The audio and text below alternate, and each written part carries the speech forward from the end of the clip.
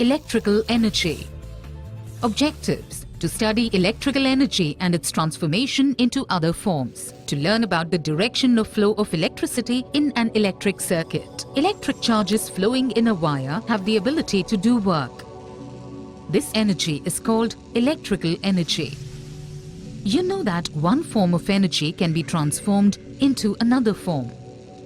Electrical energy is converted into light energy in incandescent bulbs. In an electric iron, it is converted into heat energy. Likewise, in a fan, it is converted into mechanical energy.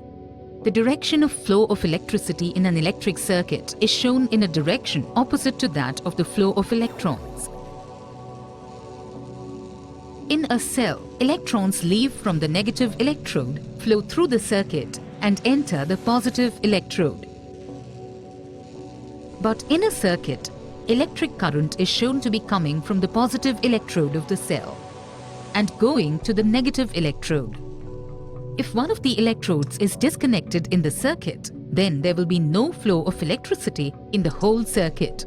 If there is a break in the circuit, then also no current flows. Summary: electric charges flowing in a wire have the ability to do work.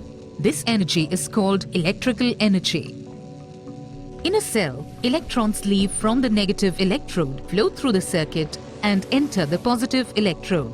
In an electric circuit, electric current flows from the positive electrode of the cell to the negative electrode. Electrical energy can be transformed from one form into another form.